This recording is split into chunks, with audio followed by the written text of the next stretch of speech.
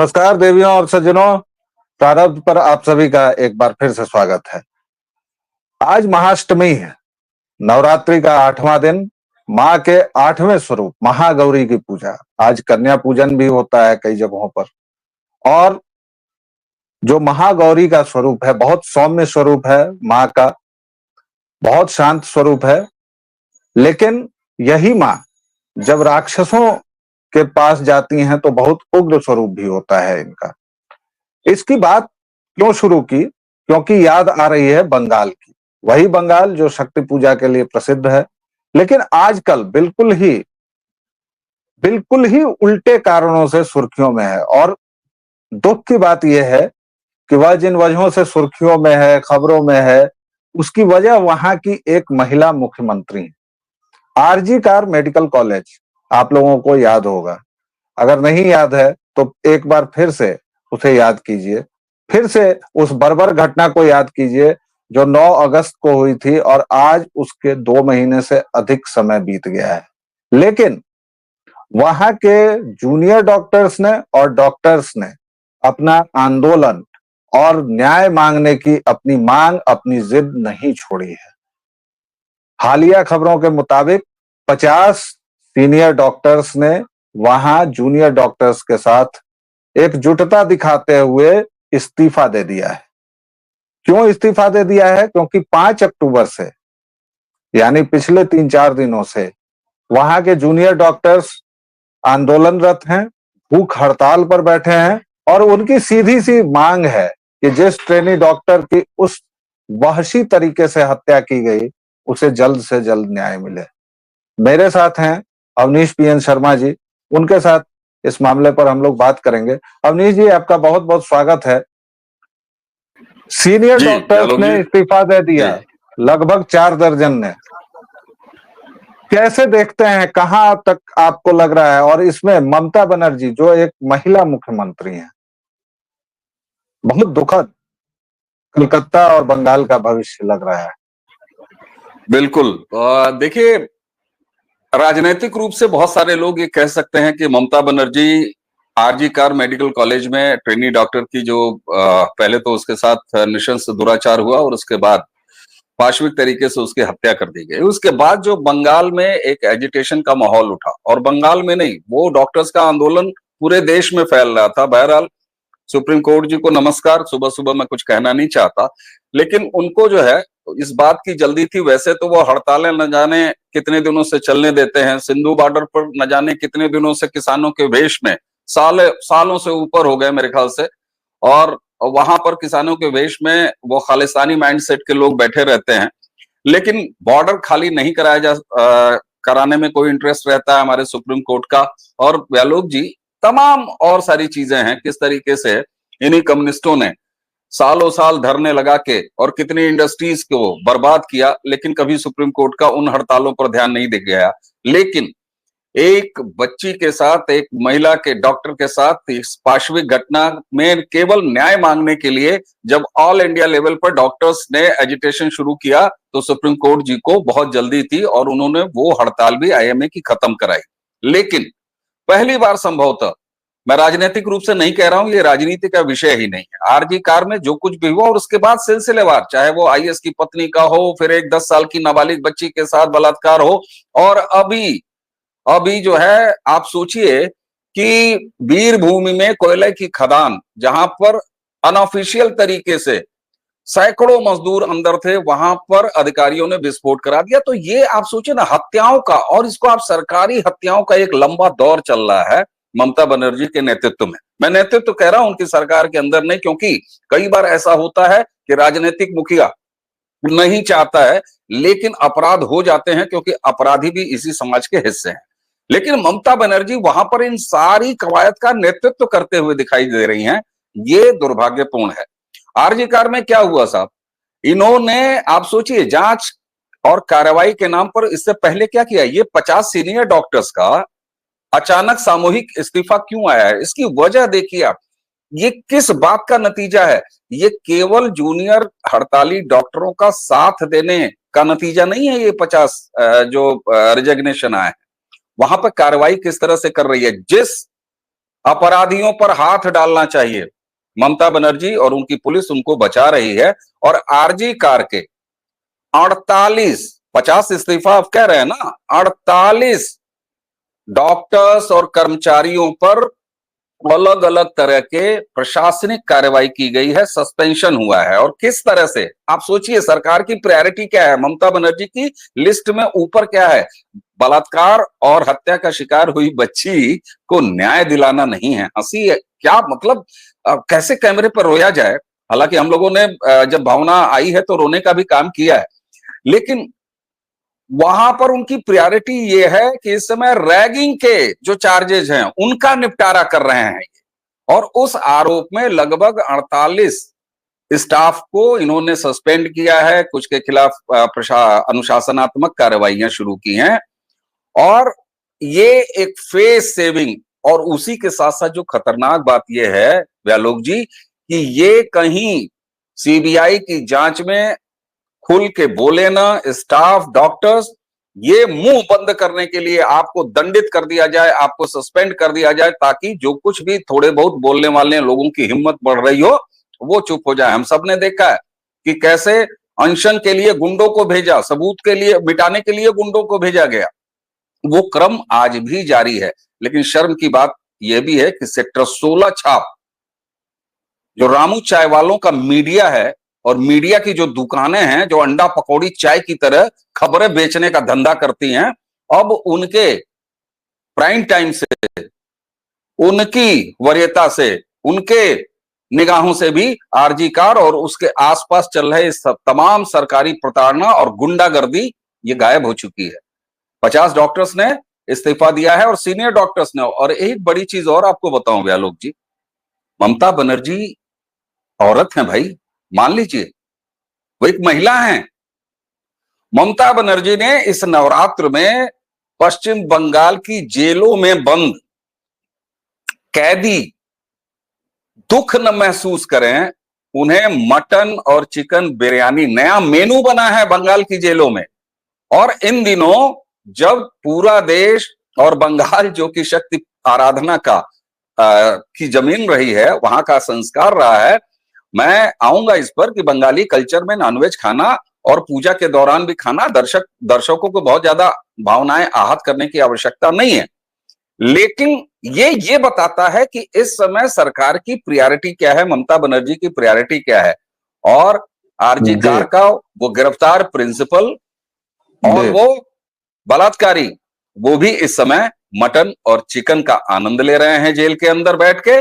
और एक बार फिर आरजी कार के जो जूनियर डॉक्टर हैं वो हड़ताल पर अनशन कर रहे हैं। तो ये बताता है कि आप देखिए, रेपिस्टों को बिरयानी मिल रही है, मटन और चिकन खाने को मिल रहा है, और जो बच्ची के लिए न्याय मांग रहे हैं उनके खाली त्रिपाल, टेंट और अनशन। ये चल रहा है बंगाल में साहब, ये बड़ा दुखद है जी। और उसके साथ साथ उनकी सजा भी हो रही है, जो आपने बताया, बहुत विस्तार से बताया। और मुझे मतलब ये सचमुच, हालांकि आपने हमारे जो पेशेवर लोग हैं, हमारे हम पेशा लोग हैं, जिनकी वजह से मैं अब शर्मिंदगी से खुद को पत्रकार बताता भी नहीं हूं, उनके बारे में भी बता ही दिया, उनकी कलई भी खोल ही दी है कि उनके लिए आरजी कार मुद्दा नहीं है। बिहार के 28 जिले बाढ़ से डूबे हुए हैं, वहां लाखों लोग पीड़ित हैं, ये मुद्दा नहीं है। लेकिन मुद्दा क्या होता है कि खड़गे ने कुछ कह दिया या फिर राहुल विंची ने कुछ कह दिया, उन्होंने चुनाव आयोग पर सवाल उठा दिए, ये सारा कुछ मुद्दा होता है। बहरहाल आरजी कार के डॉक्टर्स की मांग क्या है?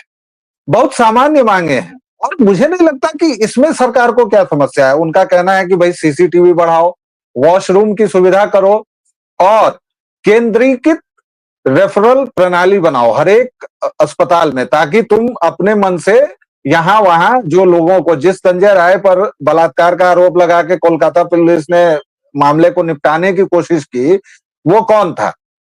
वो भी तो आप ही का आदमी था ना, सरकार का आदमी था भाई। वो तो धमकी देता था, मतलब सुप्रिंटेंडेंट को, कि आमी दीदी आदमी, मैं दीदी का आदमी हूं, ठीक है। और क्या मांग है?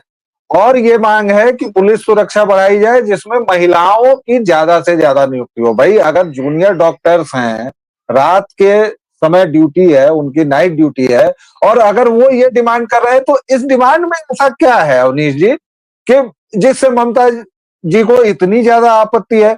मतलब उन अस्पतालों में कुछ और तो जरूर चल रहा है, कुछ तो दूसरा मामला है जिस पर हम लोगों ने बात भी की है, नहीं बात? देखिए, बिल्कुल बिल्कुल, आरजी कार का इतिहास बड़ा काला रहा है।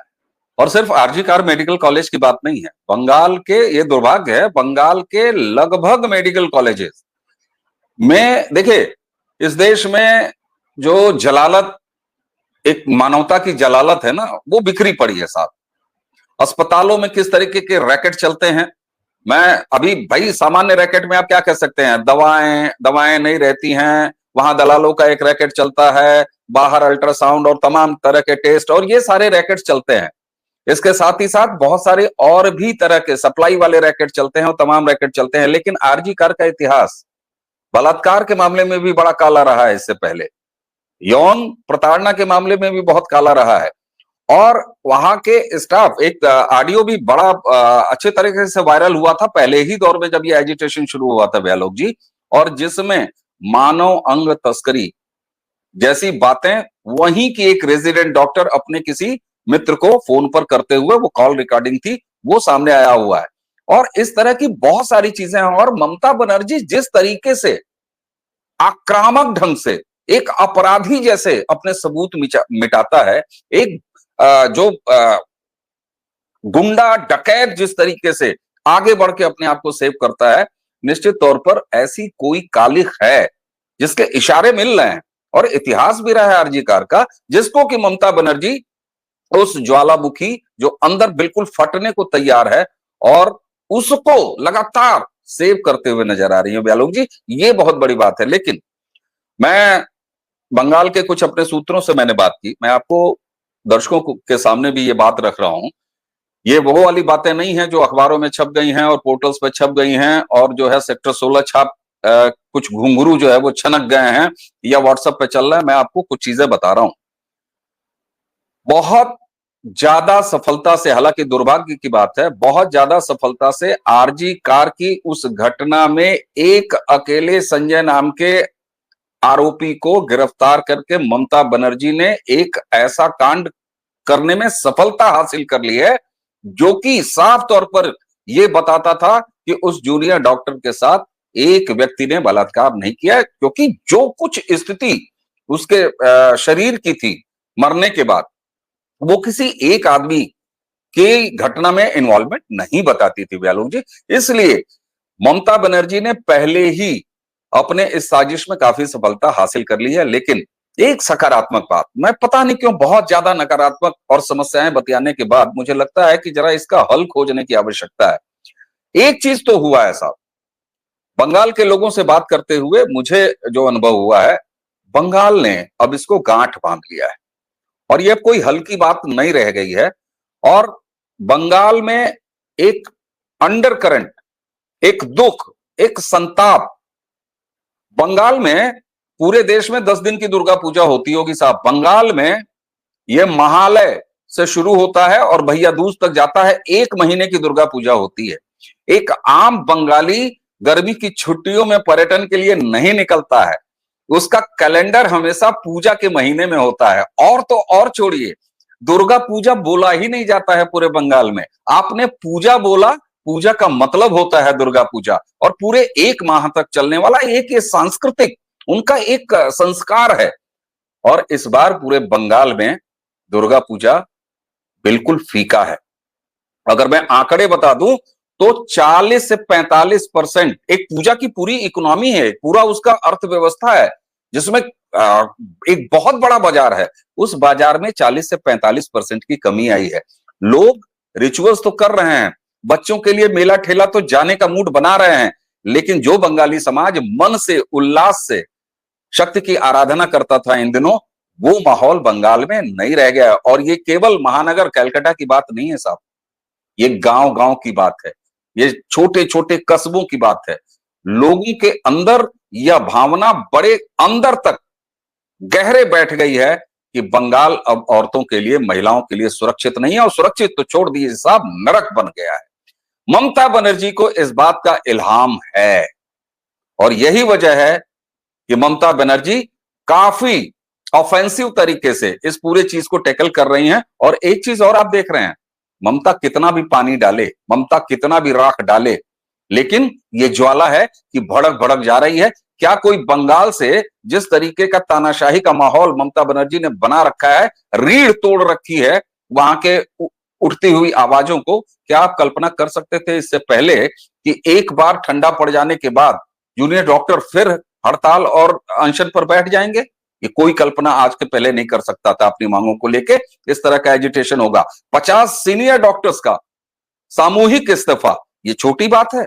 कहीं एक कर्मचारी का प्रताड़ना होती है, हो जाए उत्तर प्रदेश में, हो जाए बिहार में, हो जाए राजस्थान में, आप देखिए ये सेक्टर 16 की घुंघरुआं कितनी तेज नाचना शुरू कर देंगी। ये इंडिया अलायंस का पूरा गिरोह और ये राहुल गांधी, प्रियंका वाड्रा, ये सारे के सारे पिछवाड़े गुलाल पोत के मुहर्रम मनाना शुरू कर देंगे। लेकिन एक आवाज नहीं उठ रही है कहीं भी, और ऐसा लग रहा है कि बंगाल की महिलाओं को बलात्कारियों के हाथे ममता के संरक्षण में इस पूरे कांग्रेसी इकोसिस्टम और इंडिया अलायंस गिरोह ने छोड़ दिया। लेकिन बंगाल भी चुप नहीं रह रहा है। ये बहुत बड़ी घटना है कि 50 डॉक्टरों ने एक साथ सामूहिक इस्तीफा दिया है। आईएमए को अब कम से कम सुप्रीम कोर्ट में जाकर एक रिट दाखिल करनी चाहिए। एमए के पास बहुत रिसोर्स हैं साहब, उनको जाके रिट दाखिल करनी चाहिए और कहना चाहिए कि साहब देखिए, आपने हमारी हड़ताल तो नेशन वाइड खत्म करा दी थी, लेकिन ये बंगाल में क्या हो रहा है। और स्वतः संज्ञान नाम का एक जुमला भी है। सुप्रीम कोर्ट साहब, आधी रातों को आप आतंकियों के लिए अपनी दुकान, जी हाँ, जो मजाक आप कर रहे हैं ना, मैं आपको भी दुकान कह रहा हूं साहब, अपनी दुकान खोल के रात्रि सेवा देने के लिए तैयार हो जाते हैं। स्वतः संज्ञान नाम का जुमला मर गया है। बहुत शर्म की बात। सुबह जैसे आपने बात शुरू की थी तो सुप्रीम कोर्ट के बारे में आपने जो कहा था, मैं मुस्कुराया इसीलिए रहा था कि अगर स्वतः संज्ञान इनको लेना होता, अगर इनके काले चोगे से भी काले मन में तनिक भी उजाला, एक प्रकाश की एक रेखा होती, तो ये अभी तक ममता बानो को बुला चुके होते, सुप्रीम कोर्ट में खड़ा कर चुके होते, बहुत कुछ कर चुके होते, लेकिन ये नहीं कर रहे हैं। इंडिया अलायंस का पूरा गिरोह, उस पर कोई बात करने की जरूरत नहीं है, क्योंकि वो गिरोह है और गिरोही किस तरह से काम करते हैं वो हम सभी जानते हैं। राहुल वेंची गायब हैं, प्रियंका वाड्रा गायब हैं। जी, आप कुछ कह रहे हैं? नहीं, एक मुझे लगता है कि पॉइंट हम लोगों से छूट रहा है और चलते चलते अगर समेटते समय हम उस पर बात कर लें कि देखिए साहब, 356, 355 इसकी अपेक्षा है, केंद्र से एक कड़ी कार्रवाई की अपेक्षा है। लेकिन अब धीरे धीरे हम सभी को जान लेना चाहिए कि मुंबई इश्यूज के बाद 356 और 355 इसमें बहुत सारी लिमिटेशंस हो गई हैं, लेकिन निश्चित रूप से अभी भी संभावनाएं अनंत हैं। देखिए साहब, आप संसद हैं, आप देश की सरकार हैं, आपके हाथ में केंद्र है, और बंगाल बांग्लादेश थोड़े नहीं है साहब, बांग्लादेश आपका राज्य है। ये अलग बात है कि वो राहुल जो है जिलेबी जो है वो कहता है कि साहब वो तो राष्ट्र है ही नहीं है, ये तो तमाम जो है छोटे छोटे राष्ट्रों का समूह है, उसका बस चले तो वो तो ये भी कह दे। लेकिन केंद्र सरकार से, केंद्रीय सरकार से निश्चित रूप से कोई ना कोई रास्ता तलाशिए साहब। हम संविधान के जानकार नहीं है, व्यालोक जी और हम जो है कोई सांसद और कोई मंत्री नहीं है, लेकिन साहब जब राज्यपाल साहब लगातार ये कह रहे हैं कि लोगों के अंदर असुरक्षा की भावना भर गई है, तो केंद्र सरकार हुजूर, माई बाप, कोई तो रास्ता तलाशिए, निजात दिलाइए।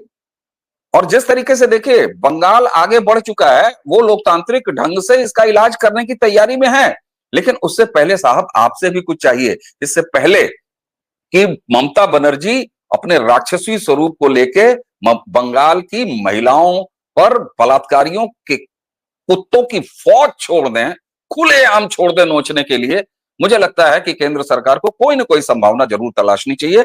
मुझे लगता है ये एंगल हम लोगों से छूट रहा था।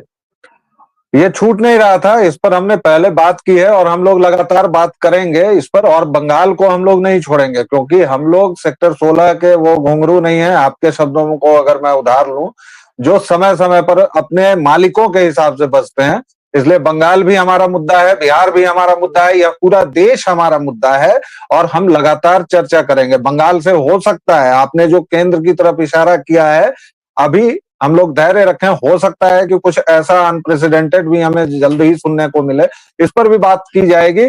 फिलहाल दर्शकों, इस वीडियो में इतना ही। मुझे और अवनीश जी को दीजिए इजाजत और आप लोगों की दुर्गा पूजा शुभ हो।